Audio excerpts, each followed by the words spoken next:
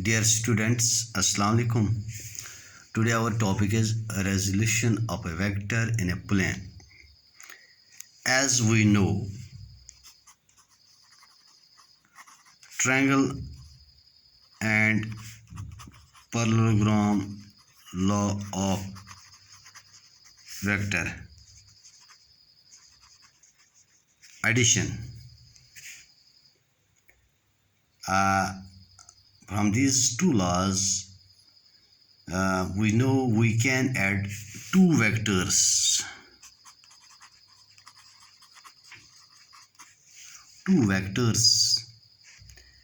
and get a single vector which represents the effect of the given two vectors. Now, since our topic is resolution of a vector, the converse this addition of vectors which we can obtain by triangle law and parallelogram law is also called composition of vectors. So addition of two vectors which can be obtained by triangle and parallelogram law of vectors, vector additions, is also called composition of vectors. The converse of composition of vectors, two vectors, or addition of two vectors is called resolution of a vector into component vectors. So it is converse of the addition of two vectors. In resolution of a vector, we have a single vector and we can resolve it into two or more vectors. Now, what is a resolution of a vector into, first of all, its definition, that means the splitting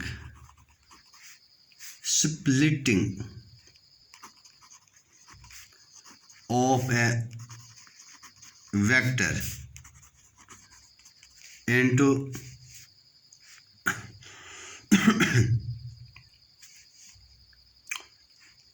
two or more vectors is known as resolution of a vector. So what is resolution of a vector? It is the splitting of a vector into two or more vectors. Now we will resolve a vector. Resolution of a vector into two components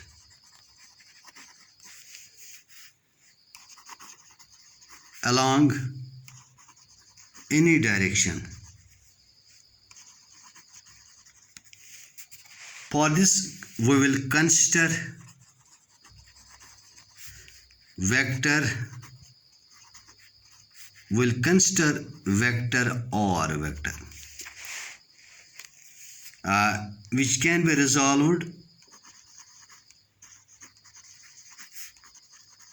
into two component vectors, so that one vector is along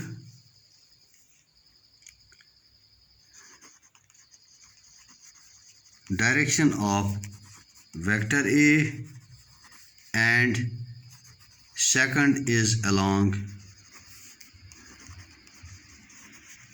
direction of vector B. We have a given vector R and we have to split it into two vectors, one along this direction, that is along the direction of A vector, and another along this direction, that is along the direction of B vector. What we will do, first of all, draw the given vector and mark it as OP. This is given vector R, which has to be resolved into two components. So what we will do, from O, through O, draw a line parallel to A vector, and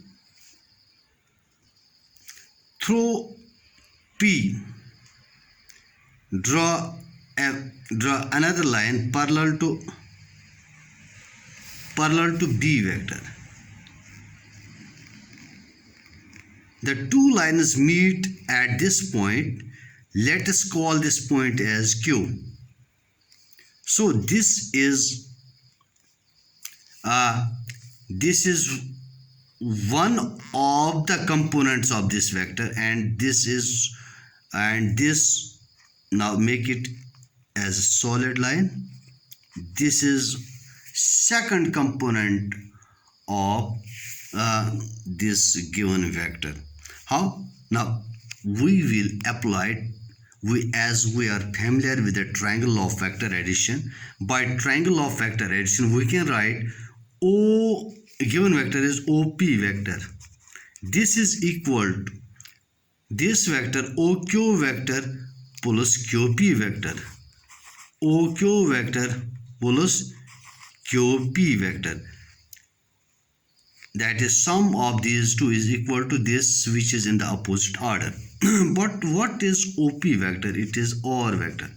And what about OQ? OQ is, it is not necessary that OQ will be same in magnitude as that of A vector. It is only for the direction. We have to resolve the given vector into the direction of A and into the direction of B, but not necessarily they are equal, their magnitudes are equal to the components which we get by splitting the given vector. So what we will do, OQ vector may be some real number times A vector. Maybe this OQ will come out to be 2 times this. Maybe it may come out to be 3 times the A vector. So generally we say it is some real number times the A vector. And similarly QP vector is also not necessarily equal to this. It may be 2 times or it may be 3 times. Similarly, it may be some real number n times B vector. So in place of OQ vector, we can write MA vector plus, in place of QP vector, we can write NB vector. Here, this MA vector plus NB vector, this gives us the OR vector. So we can say MA vector and NB vector are the components of OR vector. This is how we can resolve a given vector into 2 components along the 2 directions, A vector and B vector.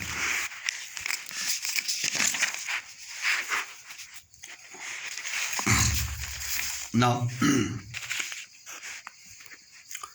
well, write once again the equation. OR vector is equal to MA vector plus NB vector.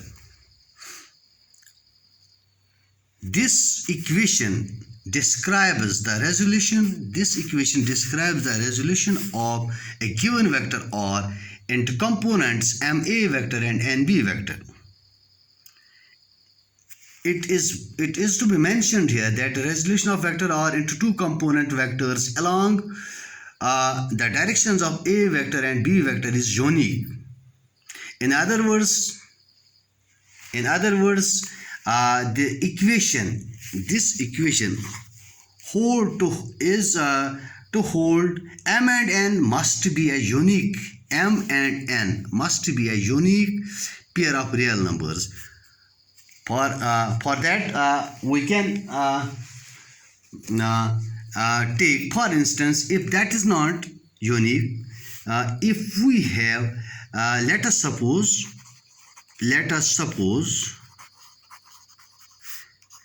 m dash and n dash is another pair of real numbers such that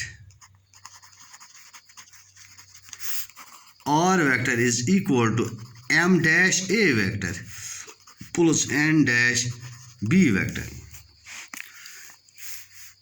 Mark this equation first, mark this equation second. From equation first and second, since their left hand sides are equal, right hand side should be equal. M a dash plus n b dash should be equal to m dash a plus n dash b.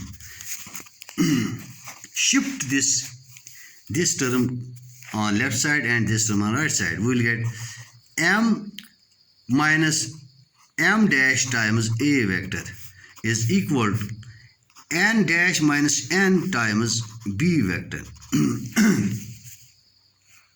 Since a vector and b vector are different vectors and b are different vectors, so in order to hold this equation true, what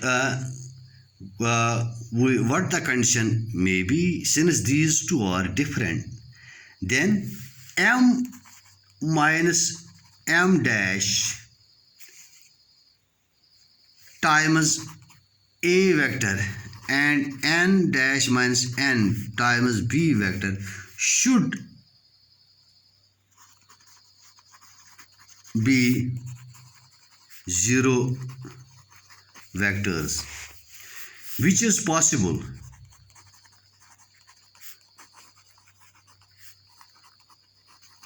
only if m minus m dash is equal to 0 and n dash minus n is equal to 0, which implies m is equal to m dash and n is equal to n dash.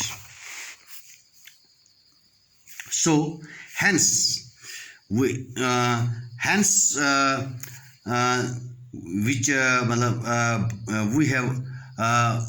chosen another set of real numbers m dash and n dash, but that comes out to be same as that of a given pair already which we have chosen m and n.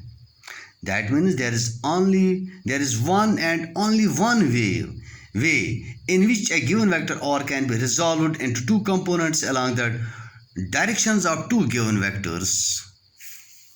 That is all about this resolution of a vector. Okay.